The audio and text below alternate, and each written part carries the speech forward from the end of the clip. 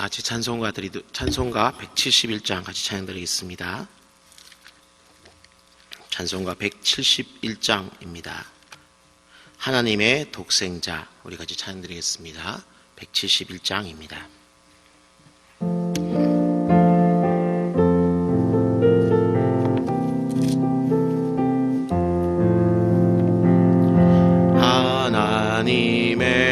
하나님의 독생자 예수 날 위하여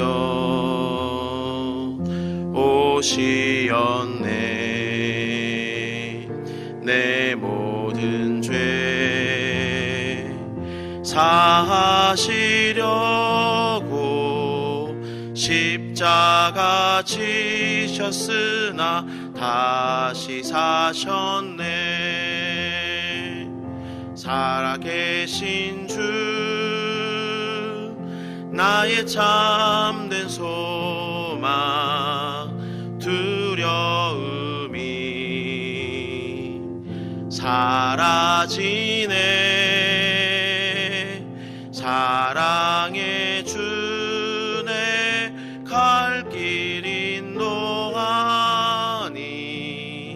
내 모든 삶의 기쁨 늘 충만하네. 주 안에서 거듭나누리 기뻐하며 찬양하리. 가슴 속에 넘치는 확신 우리의 가는 길에 소망 넘치네. 살아계신 주 나의 참된 소망 두려움이 사라지네. 사랑의 주네 갈 길 인도하니 내 모든 삶의 기쁨 늘 충만하네. 선한 싸움 다 마친 후에 우리 주님 뵈오리라. 사망 권세 다 물리치고 주님이 다스리니 영광 넘치네. 살아계신 주 나의 참된 소망 두려움이 사라지네. 사랑의 주네 갈 길 인도하니 내 모든 삶의 기쁨 늘 충만하네. 아멘. 기도하겠습니다. 우리 인생의 인도자가 되시는 하나님 아버지, 오늘도 우리를 깨워주시고 새로운 하루를 허락해 주시니 감사드립니다. 이 하루가 온전히 주님을 위한 시간이 되게 하옵소서. 이를 위해 기도하며 하루를 시작하고자 하오니 말씀 가운데 은혜를 주시고 기도 가운데 응답하여 주옵소서. 우리의 어려운 이 땅의 상황들 가운데 특별히 은혜를 베푸셔서 영육이 강건하게 하시고 외적인 환경들이 평안하게 도와주옵소서. 무엇보다 이 땅의 모든 상황들을 선하게 인도하셔서 코로나의 이 어려움이 속히 끝나게 해 주시옵소서. 십자가를 넘어 부활하신 그 주님의 은혜가 이 땅 가운데, 특별히 이 땅의 교회들 가운데 넘치게 하옵소서. 이를 위해 교회가 먼저 은혜를 체험하고 받은 바 그 은혜를 주변 가운데 나누는 축복의 통로로서 그 귀한 역할들을 잘 감당하게 하옵소서. 오늘도 대전중앙의 모든 성도들을 축복합니다. 가정마다 평강으로 지켜주시고 영육간에 강건케 하시며 세상이 아닌 주님이 주신 기쁨으로 감사하는 하루가 되게 하옵소서. 우리의 모든 기도를 들으시고 선하게 응답하시는 예수님의 이름으로 기도합니다. 아멘. 이 새벽 여러분과 함께 나눌 말씀은 사도행전 26장 13절로 23절까지의 말씀입니다.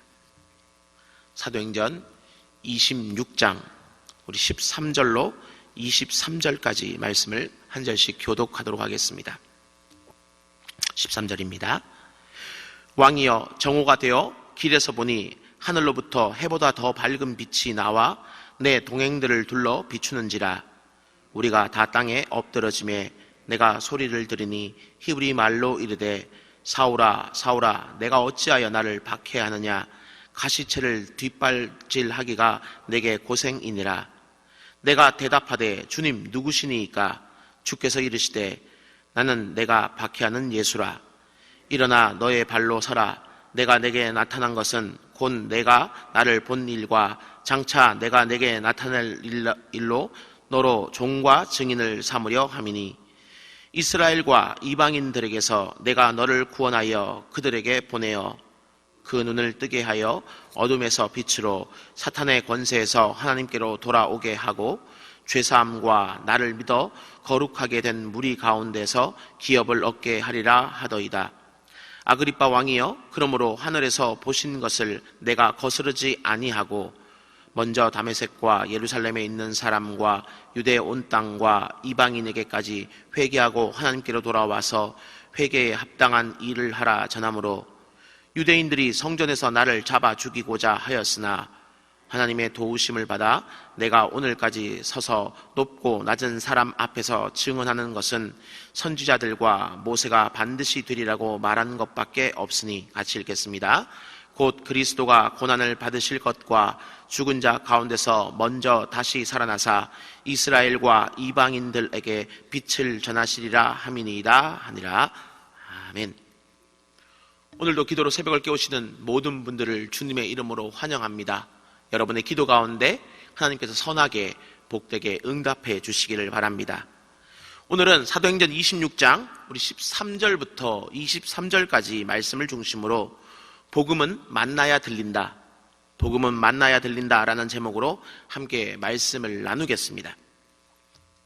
오늘 지금 우리가 살펴보고 있는 이 부분은 지금 계속해서 베스도 총독과 아그리빠 그 왕 앞에서 자신의 회심을 설명하고 있는 그 바울의 이야기입니다. 특히 이 다메섹으로 가는 그 길에서 부활하신 그 주님을 만난 사건은 바울 인생에 있어서는 하나의 어떤 터닝 포인트인데요. 오늘 본문은 바로 그 이야기를 다시금 하고 있습니다. 성경에서 어떤 이야기가 계속 반복된다라는 것은 그 이야기가 매우 중요하다라는 의미를 갖고 있는데요. 이 사도행전 가운데 보면 9장에서 한 번, 22장에서 또 한 번, 그리고 오늘 본문 26장에서 한 번, 이렇게 총 3번이나 이 바울이 다메섹 도상에서 부활하신 주님을 만남으로 말미암아서 그의 삶이 바뀌었다라고 지금 기록을 하고 있습니다. 그만큼 이 사건이 매우 중요하기 때문에 이 사도행전의 기록자인 누가는 3번이나 반복해서 이것을 지금 기록하고 있는 것입니다. 그 다음 이 다메섹 사건이 중요한 이유는 무엇일까요?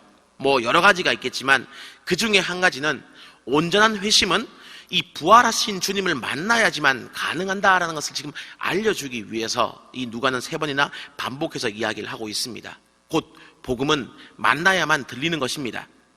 바울은 이 회심을 하기 전에 이미 성경에 능통한 사람이었고 하나님에 대한 어떤 믿음이 있는 그런 사람이었습니다. 다만 이 예수님의 그 십자가 대속의 죽음과 부활만을 그는 믿지 않았을 뿐입니다. 왜냐하면 그는 주님을 만나지 못했기 때문입니다. 그는 구약 성경이 약속한 대로 메시아가 오기는 하지만 예수님처럼 초라한 그 어떤 모습으로 이 땅에 오셔서 압제자의 손에 죽는 것이 아니라 그 옛날 다윗처럼 모든 대적을 물리치는 아주 강력한 통치자의 모습으로 이 땅에 올 것이다 라고 그는 기대를 했습니다. 그래서 자신들을 그 모든 압제자로부터 구원해주고 다윗 그 왕국처럼 아주 다시금 강력한 나라를 이룰 것을 그는 기대했던 것입니다. 그리고 이것은 바울뿐만이 아니라 당시 유대인들의 일반적인 믿음이었습니다. 하지만 지금 당장 눈앞에 보이는 압제보다 더 중요하고 본질적으로 생각하시는, 하나님께서 그렇게 생각하시는 것이 있다면 바로 그것은 무엇이냐 하면 바로 죄의 문제입니다. 죄가 우리를 다스리고 우리를 영원한 죽음으로 끌고 가는 것을 하나님은 더 중요하게 보셨습니다. 그것이 어쩌면 인생이 가지고 있는 모든 문제의 가장 핵심적인 근원이다라고 보셨던 것입니다. 그래서 예수님은 어떤 지금 현재 이 땅 가운데서의 어려움, 고통, 이 문제 이전에 그 모든 고통과 어려움과 환난의 가장 근원적인 베이스가 되는 그 문제, 바로 그 죄의 문제를 해결하기 위해서 십자가 죽음을 선택하셨고 3일 만에 부활하심으로 그 모든 죄의 사슬을 끊으신 것입니다. 그리고 바울은 바로 이 다메섹 도상에서 바로 이 주님을, 이 죄의 모든 사슬을 끊으신 부활의 주님을 직접 만남으로 말미암아서 비로소 온전한 복음을 그는 듣게 된 것입니다. 아무리 성경에 대한 많은 지식이 있어도 믿지 못했던 그 사실을 부활하신 그 주님을 직접 만남으로 말미암아서 그는 얻게 된 것입니다. 그리고 이것은 바울뿐만이 아니라 모든 믿는 사람들 역시 마찬가지입니다. 우리 역시 이 부활하신 주님을 만나야지만 온전한 회심에 이를 수 있는 것입니다. 그 증거가 누구입니까? 오늘 본문 이야기 가운데 등장하는 베스도 총독과 아그리빠 왕 아니겠습니까? 이들은 이 바울의 이야기를 들으면서 그의 어떤 논리 정연한 그 말과 진실한 태도에 깊은 인상을 받았습니다. 또한 이 바울이 유대 율법적으로도 또 로마 법률적으로도 어떤 죄가 없음을 그들은 분명히 깨달아 알았습니다. 하지만 그것이 끝이었다라는 겁니다. 그들은 부활하신 주님을 만나지 못했기 때문에 이 바울의 이야기가 인상 깊기는 했지만 딱 거기까지였습니다. 바울의 이야기는 그저 흥미로운 이야기에 그칠 뿐이었고, 혹은 지나친 알무로 말미암아서 사람을 미치게 만드는 그런 이야기에 불과하다라고 그들은 생각했습니다. 특히 사람이 죽었다가 부활했다라는 그 이야기가 도무지 사람의 힘으로는 믿어지는 그런 이야기가 아니었습니다. 그래서 우리 성경은 어떻게 이야기합니까? 부활하신 예수님께서 우리에게 보내주시는 그 그리스도의 영, 성령으로 말미암지 않고는 그 어느 누구도 예수를 주라 고백할 수 없다 말하는 이유가 바로 여기에 있지 않겠습니까? 그다음 우리는 과연 어떻습니까? 우리는 부활하신 주님을 진정으로 만남으로 예수 그리스도를 진짜 나의 구주로 우리는 고백하고 있을까요? 그래서 우리는 지금 있는 삶의 그 모든 자리 가운데서 진정한 이 부활의 소망으로 이 땅을 살아가고 있을까요? 간절히 바라기는 저와 여러분 모두에게 이 주님의 부활이 그저 과거 역사 속의 어떤 이야기 또 사건으로 그치는 것이 아니라, 또 부활절에만 잠시 생각하고 다시 서랍 속에 넣어주는 그 어떤 것이 아니라 지금도 우리의 그 삶 속의 진실이요 실제가 되어서 우리 모두가 이 바울처럼 주님을 만나는 그 부활의 신앙으로 살아갈 수 있기를 주의 이름으로 축원합니다. 그다음 하나님께서 우리에게 이 부활의 신앙, 부활의 믿음을 주시는 그 이유는 무엇일까요? 그것은 부활의 백성, 하나님 나라의 그 백성으로서 하나님 나라에 합당한 그 열매를 맺기 원하시기 때문입니다. 바울은 오늘 본문 23절에서 자신이 다메섹과 예루살렘에 있는 사람과 유대 온 땅과 이방인에게까지 회개하고 하나님께로 돌아와서 회개에 합당한 일을 하라라고 전했다라고 그렇게 지금 이야기를 하고 있습니다. 우리가 지금까지 그 사도행전을 통해서 잘 살펴보았던 것처럼 바울은 이 복음의 증인으로 살기 위해서 자신의 전 삶을 내려놓았습니다. 유대 사회에서 가지고 있던 어떤 기득권들을 다 내려놓았고요. 또 지금까지 맺어왔던 그 수많은 인간관계가 끊어짐을 불사했고요. 또 불사하면서까지 어떤 증인의 삶을 살았습니다. 그뿐만이 아닙니다. 우리가 잘 아는 것처럼 고린도후서 11장을 보면은 바울은 이 증인의 삶을 살기 위해서 목숨까지도 내놓았습니다. 그들이 그리스도의 일꾼이냐 정신없는 말을 하거니와 나는 더욱 그러하도다. 내가 수고를 넘치도록 하고 옥에 갇히기도 더 많이 하고 매도 수없이 맞고 여러 번 죽을 뻔하였으니 유대인들에게 40에 하나 감한매를 5번 맞았으며 3번 태장으로 맞고 1번 돌로 맞고 3번 파선하고 일주야를 깊은 바다에서 지냈으며 여러 번 여행하면서 강의 위험과 강도의 위험과 동족의 위험과 이방인의 위험과 시내의 위험과 광야의 위험과 바다의 위험과 거짓 형제 중에 위험을 당하고 또 수고하며 애쓰고 여러 번 자지 못하고 줄이며 목마르고 여러 번 굶고 춥고 헐벗었노라. 바울은 복음의 증인이 되기 위해서 이 모든 고통을 기꺼이 감수해냈다라는 것입니다. 곧 바울은 이 증인의 삶을 삶으로 말미암아서 지금 그 스스로가 이야기했던 것처럼 회개에 합당한 열매, 나는 진짜 회개한 사람이요, 나는 진짜 하나님 나라 백성이다라는 것을 지금 증명해냈다라는 것입니다. 나는 부활 신앙을 가진 사람으로서 그 사람다운 삶, 진정한 어떤 부활의 신앙을 가진 사람으로서의 삶, 회개의 삶을 그는 살아갔다라는 겁니다. 그렇다면 우리는 어떻습니까? 우리에게는 이 회개에 합당한 일, 참 회개의 그 열매, 내가 십자가와 부활의 주님을 믿는다는 것을 증명할 수 있는 그 열매가 과연 있을까요? 우리 신앙, 어떤 복음 증거가 가끔씩 오해를 불러일으키는 게 무엇이냐? 우리가 입술로 예수 그리스도를 구주로 고백하면 그걸로 끝이다라는 착각을 불러일으키게 만든다는 겁니다. 그런데 주님께서 무엇이라 말씀하셨느냐? 그들의 열매로 알리라. 마태복음 7장 20절에서 분명히 말씀하셨습니다. 우리의 믿음은 반드시 열매로 맺히게 되어 있습니다. 어떤 열매를 맺느냐에 따라서 내가 좋은 나무인지 나쁜 나무인지가 분명히 구분된다라고 성경은 분명히 이야기를 하고 있다라는 것입니다. 그렇기 때문에 우리가 진정으로 회개한 사람이요, 우리가 진짜 주를 믿는 사람이라면은 그에 합당한 열매를 맺어야 되는 겁니다. 뭐 바울처럼 거창한 세계 선교는 아닐지 몰라도 내 주변 사람들에게 내가 진짜 부활하신 주님을 믿는 그리스도인임을 증명할 수 있는 바로 그런 열매를 맺어야 된다는 것이죠.